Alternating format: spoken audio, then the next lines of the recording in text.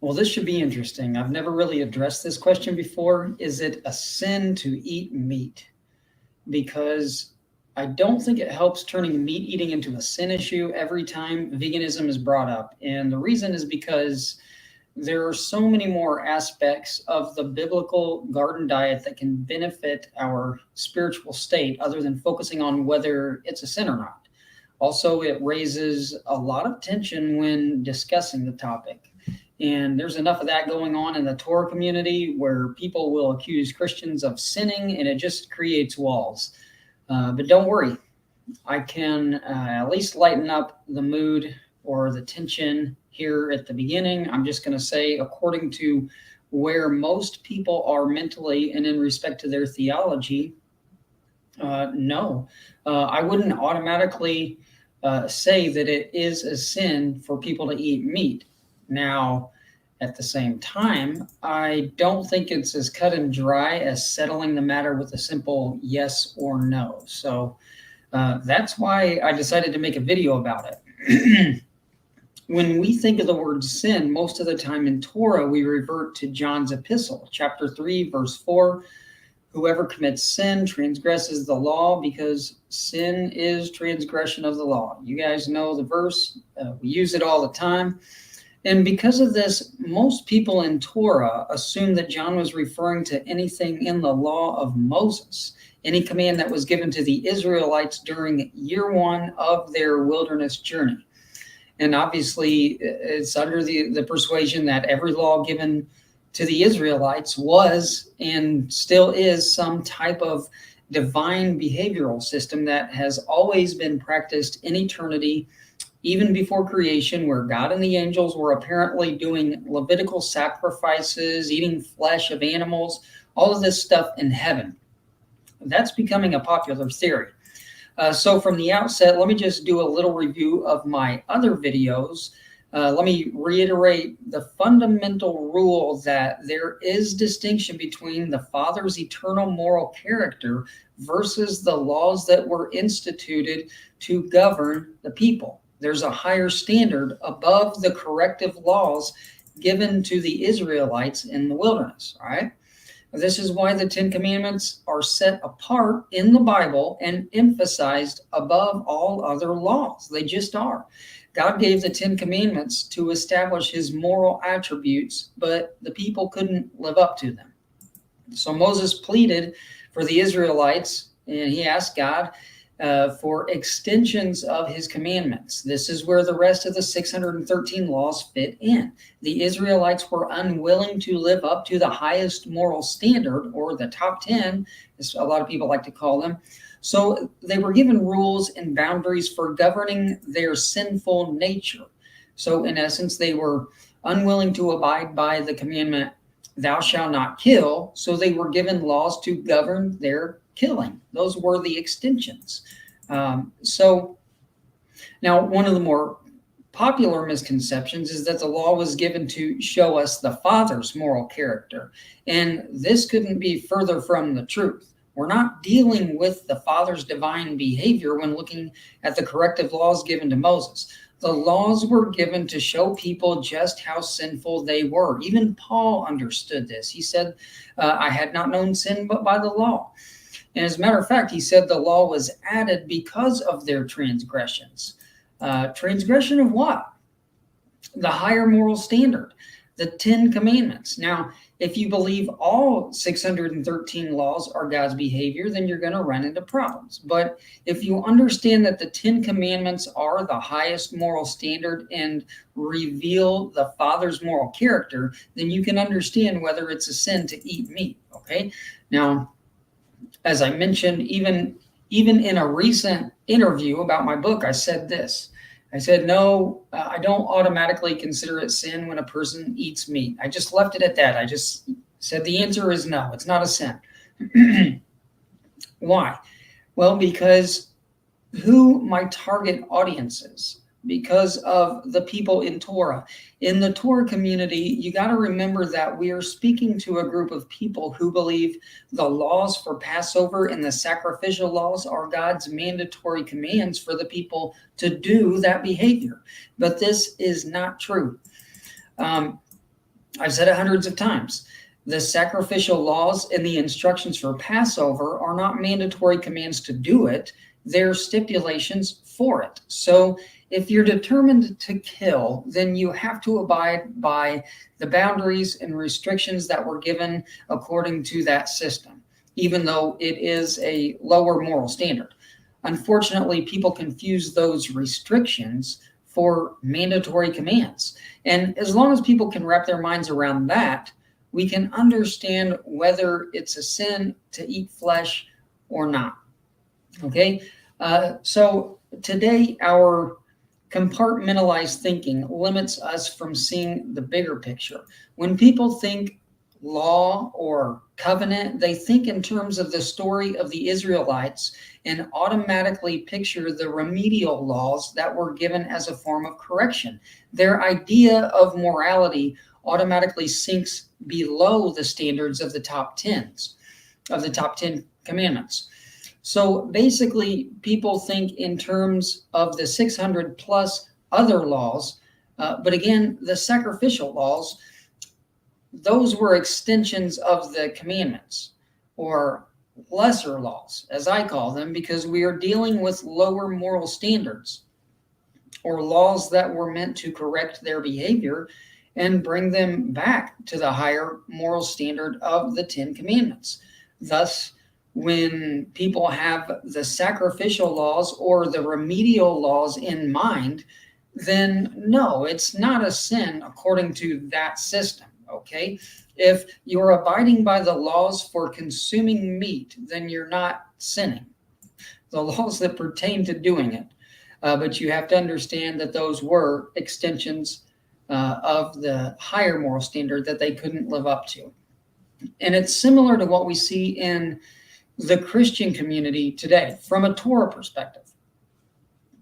Generally, most Christians believe Yeshua abolished all of the restrictions of the law and gave us liberty to eat the flesh of all animals.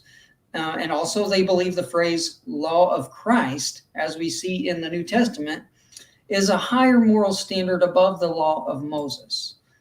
Now, I kind of agree and disagree at the same time. This is actually a good example of mixing truth with lies, because yes, it's true that Messiah came to teach a higher moral standard, but he never lifted the restrictions for people to eat whatever they want, whatever animals. He declared all foods clean. If you're in Torah, you know that that phrase, as it appears in the New Testament, is spurious. Okay, it's in parentheses for a reason. Actually, he did the opposite. Jesus did the opposite of declaring all animals clean to eat. He exposed the sacrificial system. He encouraged people to eliminate the consumption of flesh altogether. In Torah, we are willing to acknowledge that Christians have a distorted perception of the law and that they are operating according to a lower standard of morality. Basically, we're willing to admit that Christians have been misguided about the law, but we are too stubborn to consider the possibility that we have been misguided. And I believe that just like our Christian friends have been steered away by popular religion, we have too. The Torah community has embraced an incomplete revelation of the Father's moral standards.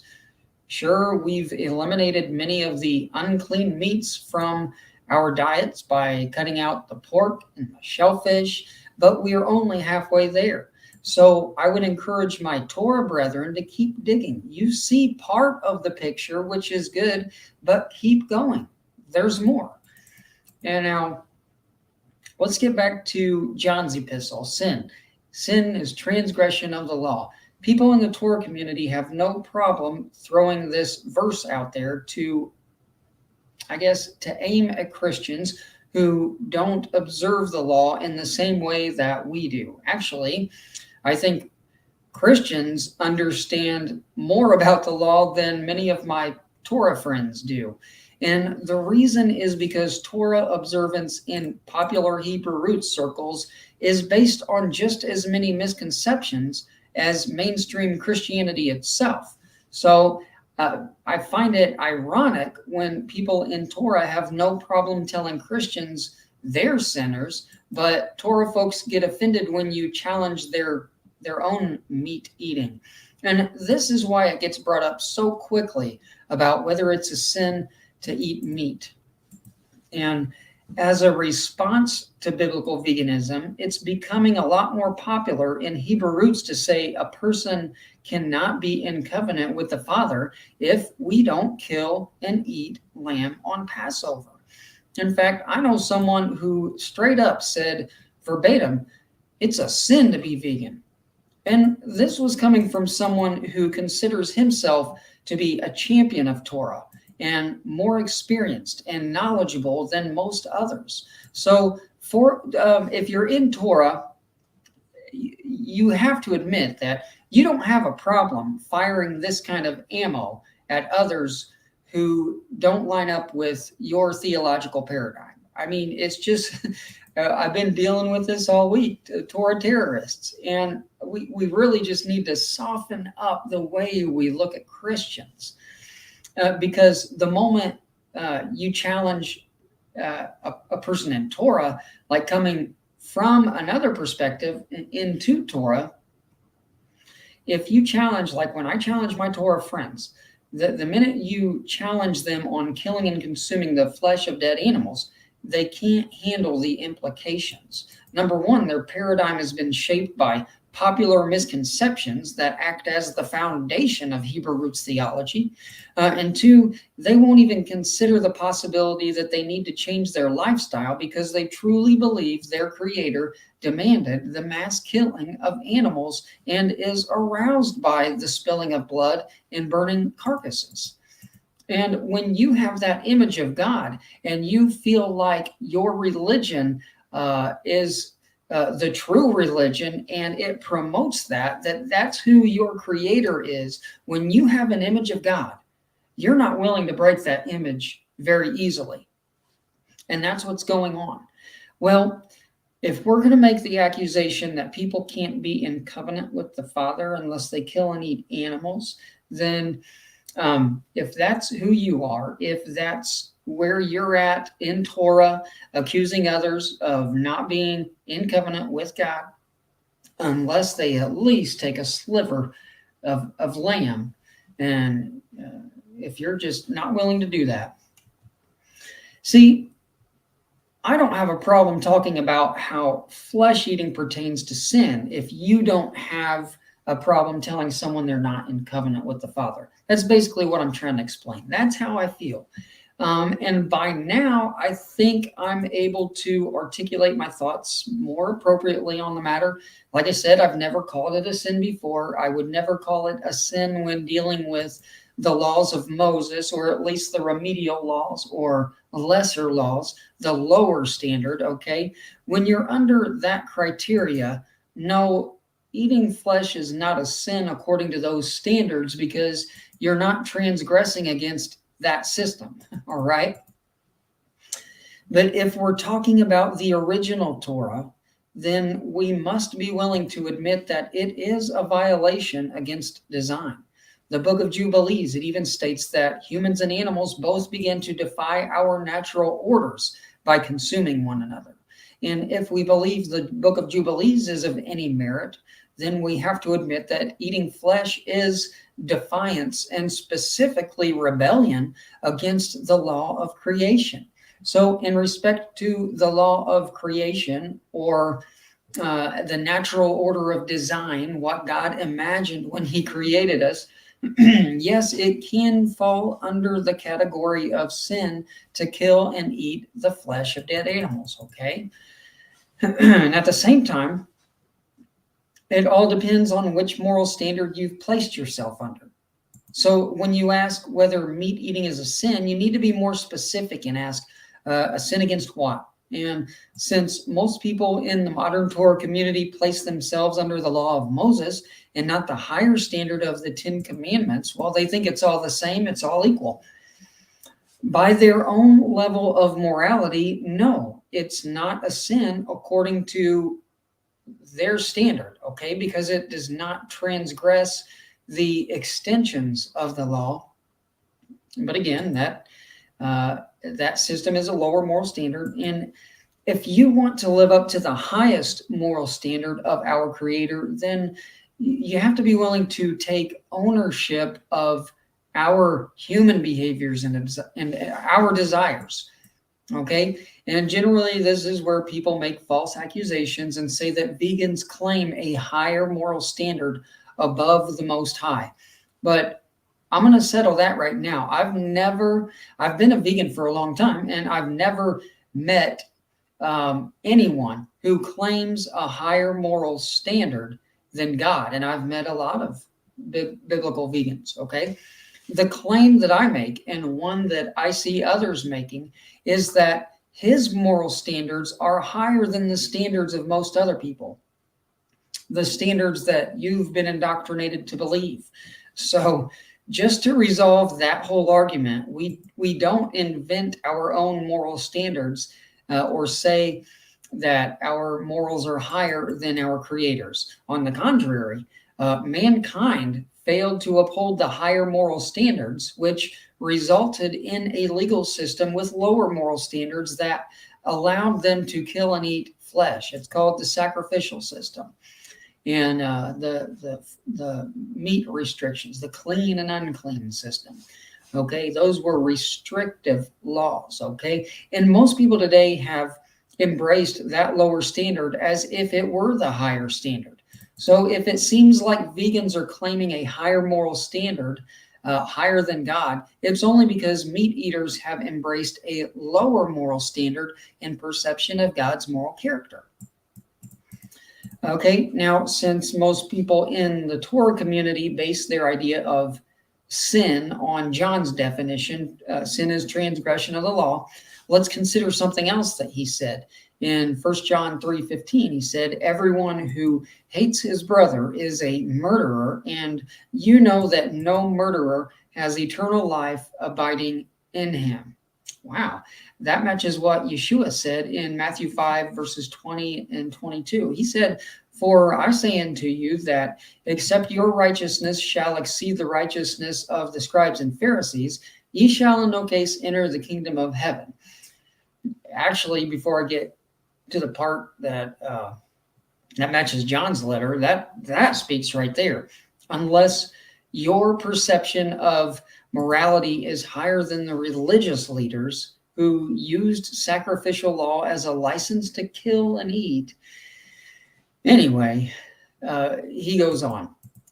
Jesus says, you have heard that it was said of old time, thou shalt not kill, and whoever kills shall be in danger of the judgment. But I say unto you, whoever is angry with his brother without cause shall be in danger of the judgment.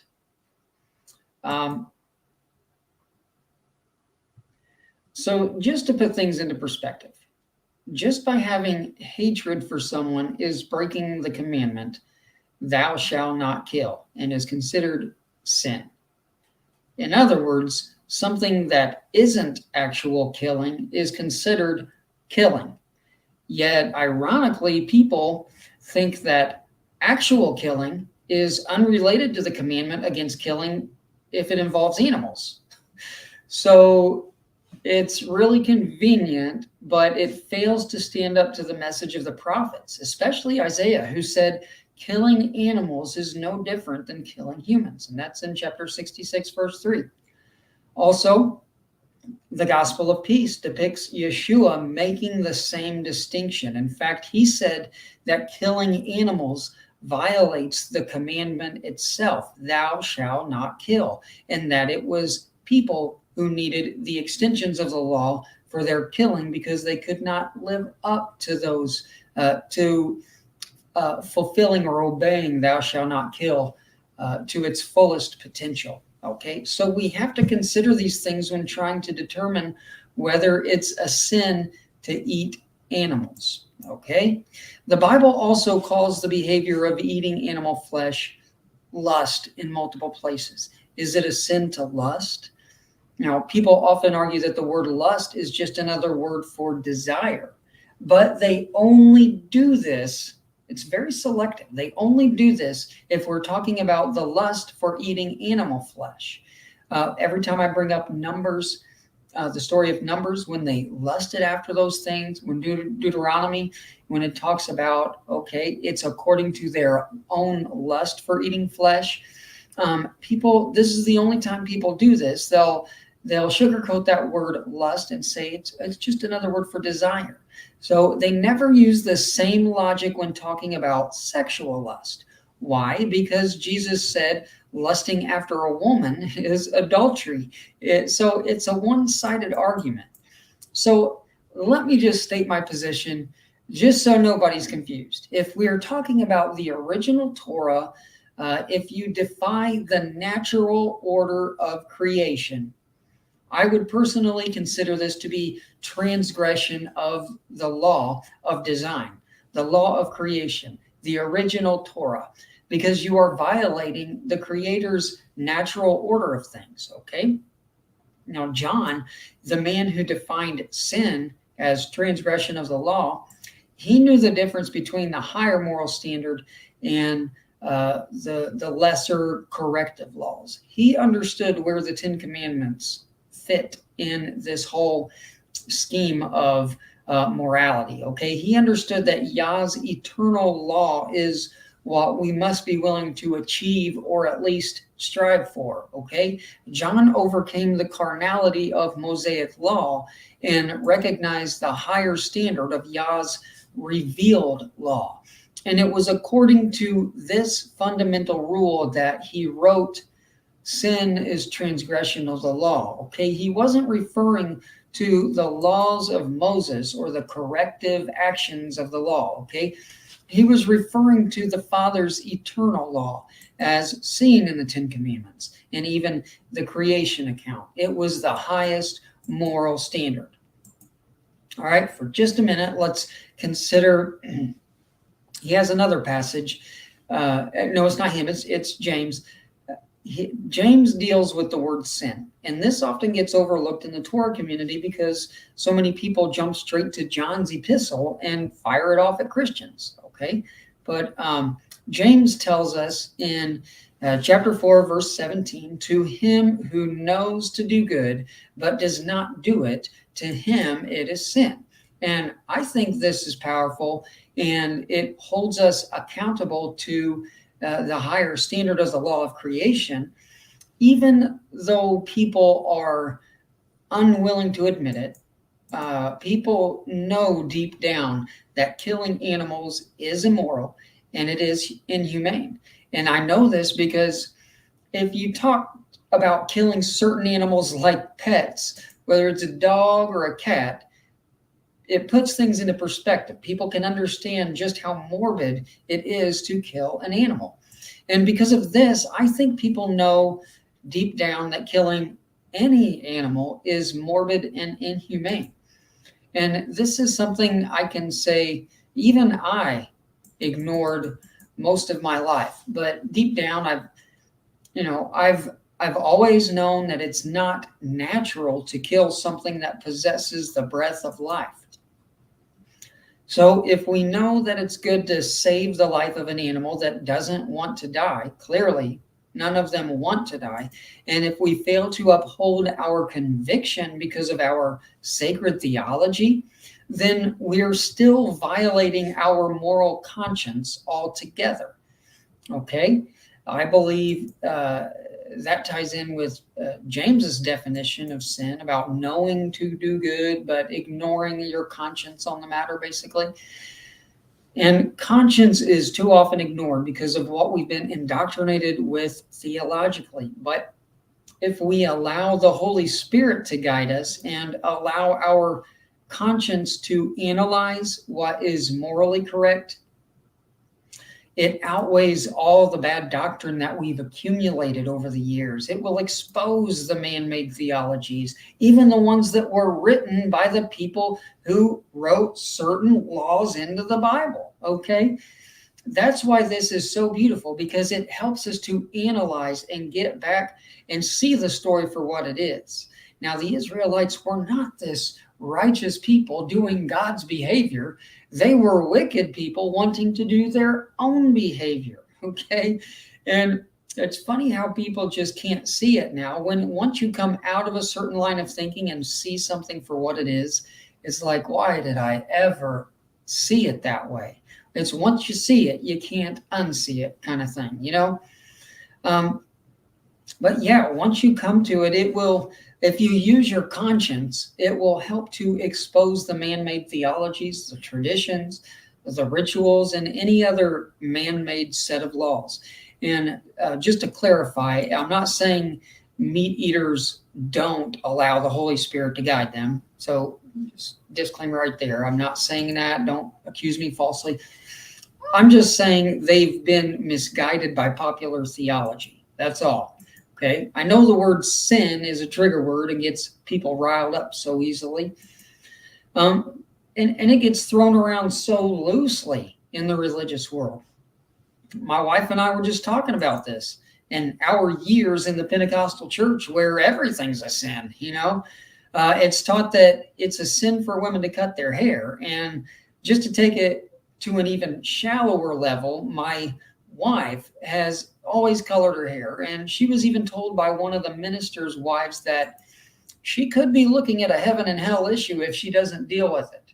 So if anyone understands how sensitive it can be to throw around the word sin, it's us, okay? So sin is just one of those words that has been abused in the churches and in the Torah community.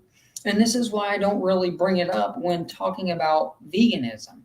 And now watch people use this video against me and twist what I'm saying. See, he said meat eaters are sinners, blasphemer. So, no, really, even when I wrote Shifting the Torah Paradigm, my thoughts weren't as complete as they are now, or at least not enough to speak on it when I wrote the book. I knew that killing animals defied the original Torah, but I don't feel like I was ready to open up that can of worms yet. And I'm always reminded of people in Torah who condemn Christians for eating pork and say it's an abomination. You guys know what I'm talking about. If I had a nickel for every time I heard someone say, well, if it was an abomination to bring a pig into the temple, and if your body's the temple, then it must be an abomination to eat pork. So if you're in Torah and you think it's an abomination, or if it's abominable for Christians to eat pork because of the temple mentality, then at the very least, I would challenge you to take a good look in the mirror and ask yourself why you have this attitude towards Christians who eat pork when you invite death into your own body, okay? Another thing I want to point out, and it goes back to my wife's experience with that sister of the church who alluded towards hellfire for dyeing her hair. There's a difference between calling something a sin versus telling someone they aren't saved, you're not saved, or that they can't be in covenant with the Father because of their dietary preferences, okay? Anyone can have a relationship with the Father and still be deceived about his moral standards, all right? That's the entire premise when dealing with biblical veganism. Even in the Torah community, those of us who have come from Christian upbringings can attest to the many Christians that we knew in the church who clearly displayed the characteristics of Christ. They had righteous characters. I mean, there are some good Christians in the church who I would even say are a lot more righteous or display godly characteristics more than a lot of Torah people. But if you're in Torah and you know people like that, looking at your former church upbringing, you might just say, some of you might have even a softer heart than others. You might just say that, well, they just don't have the full truth theologically. And it's a true statement, you know, but that's the sugar-coated version. Usually people in Torah have more of a terrorist approach when pointing out Christians. And I keep seeing this meme about Christmas that says, Christmas, the one time of year when Christians put away their faith and celebrate paganism. And that's simply not true. In fact, that's a false accusation against Christians, which is a violation of Torah because you are misrepresenting them on that matter. You are saying they are doing something they are not doing. You are bearing false witness against them. And sure, Christmas may not be a biblical feast. I'll be the first to admit that it does have pagan ties, you know, but to say that Christians are worshiping the devil or whatever, that's just a false accusation, and that is a bad form altogether. If Torah people knew how paganized their own feasts are and how the Israelites they incorporated just the most despicable practices, according to Amos, they incorporated these despicable practices. That's the only way I know how to describe it. But if Torah people realize that, they keep their mouths shut. That's why the Most High said that I despise your feast days. And that was in Amos 5:21 and 22. Well, why did he despise their feast days? It was because the Father straight up said, I will not accept them, neither will I regard the peace offerings of your fat beasts. Yeah, you guys were killing animals and making it a part of your celebrations. So today, you don't mind doing this, you don't mind doing that to the feasts, you don't care how pagan your feast days are, but you want to look at the Christians that way. Okay, today when you look at people posting pictures of the feasts all over social media, when a feast happens, that's all I see. Scrolling through my feed, all I see is a platter of dead animals on the table. So, talk about removing a plank from your own eye. And you want to say Christians are celebrating the devil by getting together on Christmas? And the thing is, most of them do focus on the Messiah. That's the thing. They're just incorporating some pagan traditions while doing it. I'm not trying to minimize it. I'm just saying you can't accuse them falsely of worshiping the devil when they're clearly worshiping the Most High, maybe just in the wrong way. Okay? All right. So, animal sacrifice, it originated as a satanic blood ritual to appease the gods of the nations. Even the book of Enoch, chapter 19, verse 1, talks about the origin and says how mankind was led astray by sacrificing to demons as gods. So I think there's a lot that needs to be considered when talking about sin in general. Most people just can't wrap their minds around the higher moral standard of the law of creation. It's more of a term I've been using recently because it just goes back to the creation. All of it does, the law of creation. It just makes the most sense that we should live up to what God intended when he created us. What was his intention when he designed us? Okay? And why do people jump straight to, Genesis 9:3, they got off the ark and God gave them the green light. Now, why would people want to jump straight to Genesis 9:3 to justify their behavior when you can go back to the beginning and see what God intended from the beginning? Okay? So most people, like I said, they just can't wrap their minds around the higher moral standard of the law of creation. They believe the law of Moses is the highest moral standard because they think it is the law of creation or God's eternal standards. They've just been misguided by popular Hebrew roots dogma. And that's all it is. They may not be sinning according to their own standards, but it doesn't mean they have the most accurate understanding of our Creator's moral standards. All right? The root of the problem, from what I've noticed, is that people in Torah try harder to identify with Israel in the wilderness instead of an Israel that God wanted to see. People want that Mosaic law-binding identity rather than an identity of freedom in Christ, which comes through the law of the Spirit. Torah folks would rather do the things that the law permits rather than understanding the goal of the law. They use certain laws as a license to continue what their system allows, but they don't even realize that those laws were given to eliminate their behavior. They want to be grafted in as part of the tree without understanding what kind of a tree God was trying to grow. Okay? They want to follow the Israelites in the journey without understanding where God was trying to lead them. So if people in Torah today just sought after the destination instead of the journey, it would make all the difference in how we view the moral nature of our Creator. So if we are trying to determine whether it's a sin to eat meat, that's one thing. But telling someone they can't be in covenant with the Father or that they aren't saved because just because they eat certain things, because they don't eat flesh, or they do, coming from my position, I won't even go there and tell someone they can't be in covenant with God if they eat flesh. Or, it's not up to me whether the Father considers you in covenant with him. And even though many Torah folks stoop to that level and judge other people's covenant status, I believe they are the ones who will receive the greater condemnation when our Creator reveals his eternal moral standard to them on the day of judgment.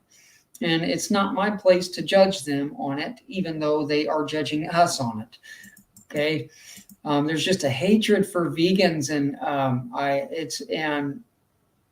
I thought about making a video about that. I think I just might, because it's not just them speaking. It could be something inside of you speaking for you. Anyway, having said all that, I do believe in the future kingdom, we will receive according to what we were willing to embrace and practice here in the temporal world.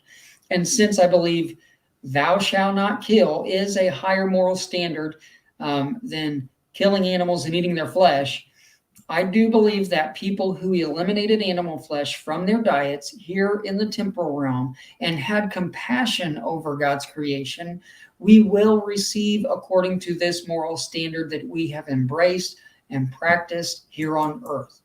Okay? And I hate to drag this out even more, but it also ties in with the parable about the workers who each labored for different amounts of time over the course of the day, but they all received the same pay. And I do think it's a good comparison and should be considered because I personally believe it pertains to those who have access to the kingdom in the end. We will all be given eternal life and will be allowed to inhabit the future kingdom together. Okay, well, at the same time, not to throw a wrench or rain on your parade, but you got to keep in mind that also Yeshua said, unless your righteousness exceeds the Pharisees and scribes, you cannot enter the kingdom of heaven. So take that for what it is. I know it gets really sticky when you talk about judgment and eternal rewards, but I think it's likely that people who accept the purest surviving message of the Messiah and keep the law of our Creator more perfectly than others, it's possible that we might be given special privileges above those who defied the law of creation during their lifetime here in the temporal world. That's reasonable.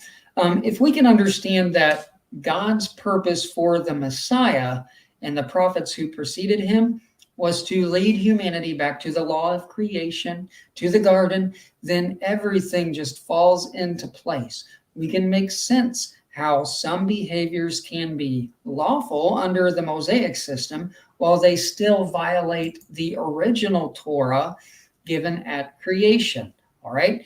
And only when you are willing to admit that our Creator has the highest moral standards above the laws that allow killing, only then can you rise above the carnality of the law of Moses. So to conclude, is eating flesh a sin? Well, I would say killing an animal does violate the 10 Commandments, thou shalt not kill, and eating an animal violates the law of creation, In Genesis 1:29, I have given you every plant yielding seed and every tree with fruit. You shall have them for food. But at the same time, let me see.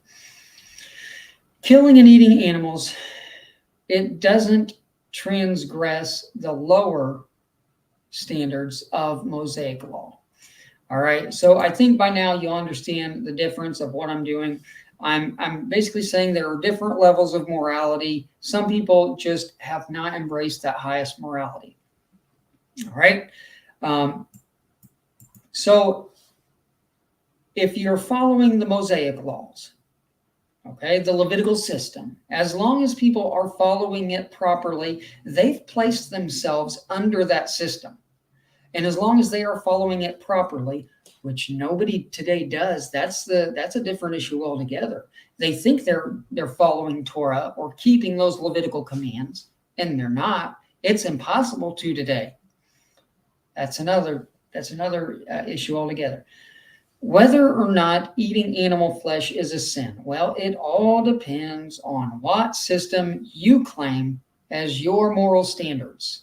And if you follow the Father's law of creation, then yes, it is a sin to defy his natural orders. There, I said it. You can clip that and use it against me, whatever you got to do. But if your standards are lower and you claim the lesser laws of the scribes and the Pharisees, if that's your standard, then no, eating flesh is not a sin according to your moral standards. Okay? And here I'm going to get people more mad at me because I'm telling them they have lower standards of righteousness. But, it is what it is. This topic is not going to make anybody happy, But before I go, I'm going to leave you with one scripture, okay? Deuteronomy 30, verse 19 and 20. It says, "This day I call the heavens and the earth as witnesses against you, that I have set before you life and death, blessings and curses. Now choose life, so that you and your children may live, and that you may love the Lord your God. Listen to his voice and hold fast to him." Don't be more influenced by the scribes. Listen to his voice. Choose life, guys. When you choose to eat plants, fruits, veggies, you're choosing items that were designed to hold life and transfer that life to your body. But when you eat dead animals, there is no life that it can be transferred to you. It's literally just cooked DNA. You're consuming death. It's just the way God designed it. Choose life. All right, that's all I got for today. I hope you liked it. Give it a like. I need some more thumbs. So give it a like, share it on your social media. If you haven't subscribed yet, please subscribe, because I plan on continuing these videos. So thanks for watching, and I will talk to you guys in the